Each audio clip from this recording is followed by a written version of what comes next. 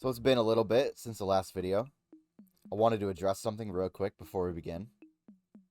I was gone during week 4 and didn't actually get anything done.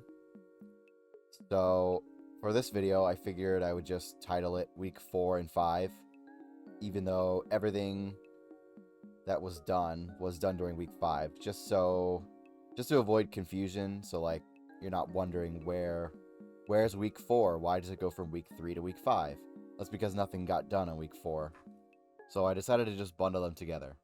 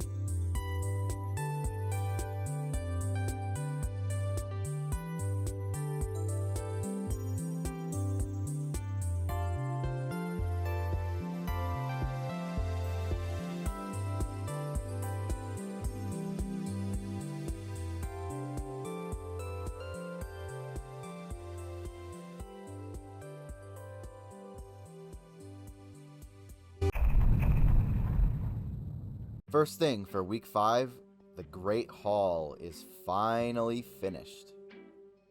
I finally got the ceiling in. I got the windows in. Most of the windows. Just missing that one. I think I'm going to leave this one open because it makes it easier to fly in and out of the castle if I just have like a big area I can fly through. So I might leave that open, but this one I want to fill in. And that's a doorway. So, but I got all the other windows in the hall. I got all the glow lichen in. I got the ceiling done. Everything.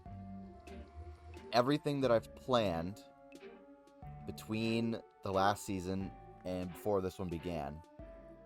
Everything I planned to build. Or everything that I planned out in creative mode. I mean, I have finally finished.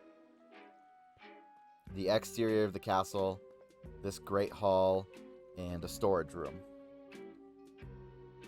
The only thing I have left to do in that regard is a lot of the windows in the other parts of the castle still are not filled in.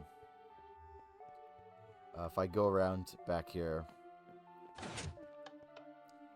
most obvious example is, right here. There's no windows here.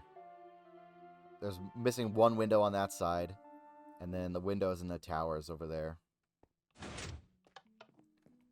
But most of the windows in the halls are done. There's only one on that side. All the ones on this side are done. But you'll see the next thing. I've put up a to-do list wall, or a wall of things that I want to get done. I need to do the shulkers and the ender. See if we'll take a look at my ender. You know.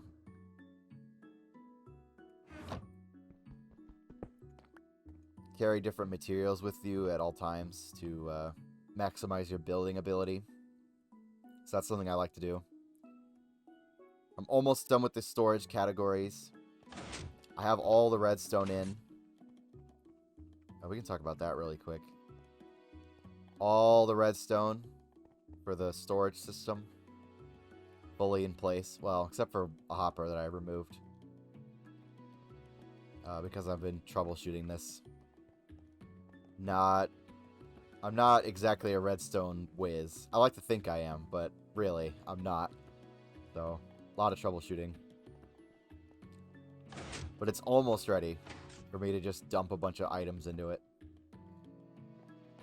But I need to finish the categories first. And most of them are done. I just have a couple left. The villager crop farm, that's underway. Windows in the castle, spawn proofing. You know, you can read these. I'm not going to go through all of them. I'll pause for a minute so you can see them all.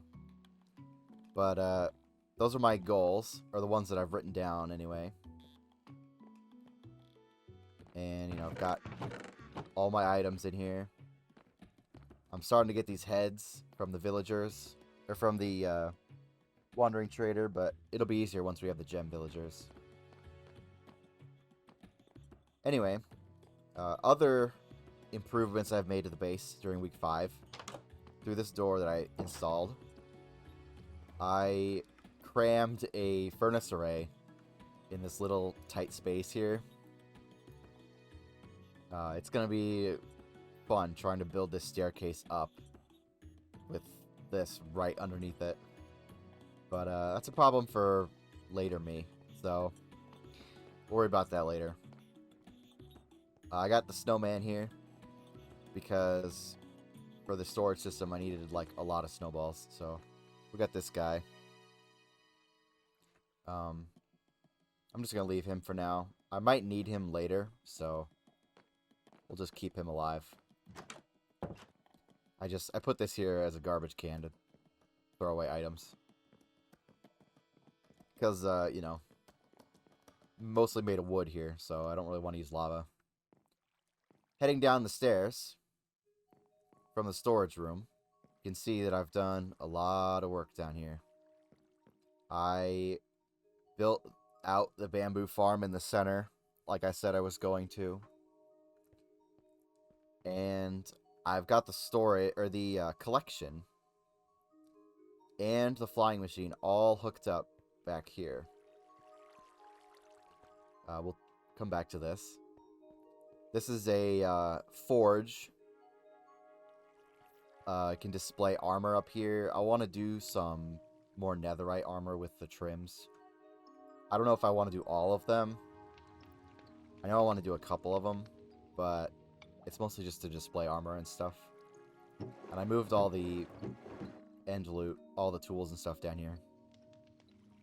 And then with the armor stand book, I need to get that, because I want to put some tools on these hooks. But going back to the redstone, over here. I said I wanted to make this into a switchboard wall, but due to the space constraints behind this wall, it didn't end up working out. So, but I did manage to squeeze in this one button. And I probably could squeeze in another on top, but probably won't, because that would require a lot of finagling. But if I push this button here, you can see it sends off the flying machine. And it also turns on the collection. Now we can take a look. Let's take a look at the complicated redstone back here. I'm gonna try not to, like, mess it up. Okay, this redstone probably looks like complete spaghetti, and that's because it kind of is. But basically how it works is we have this line here that goes down here, and it goes off this way. It triggers the flying machine over there, and it goes over, and it also triggers the flying machine over there. And then we have a separate line. An item will be dispensed into the cobwebs.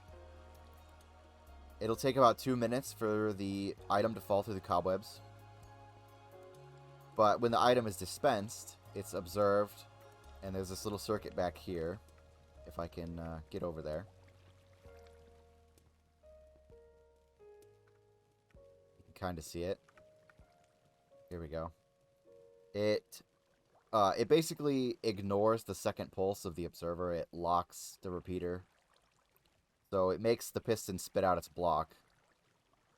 And it keeps this powered for 2 minutes. Which is the collection over there. The collection over here.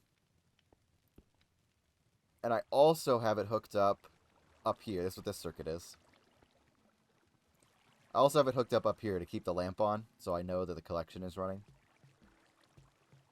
But at the end of the 2 minutes, when it drops out of the cobweb, goes into the hopper, then into the dropper, and then the dropper will spit it into the chest immediately, and that is detected by the observer. And it goes up, and it pulls the block back in. So hopefully I explained that well enough. It's complicated and it's hard to explain. It took me a long time to figure it out. But the items, they get thrown into the water stream. Let's see if I can... Here, we'll go over here. See, the water stream goes over here. And then it goes up. And then the items just circle this water stream thing. Oh, it spit out one of the mine carts. I'm gonna grab that. But it just circles here. And I think it does pick up all the items, although some of them might be despawning. I'm not entirely sure. I'm pretty sure it picks them all up, but it doesn't really matter anyway, because these chests are pretty much full. If we pop over here.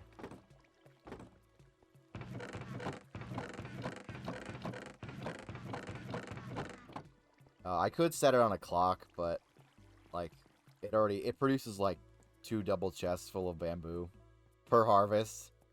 So I don't really need it on a clock. I just kind of toggle it when I need it.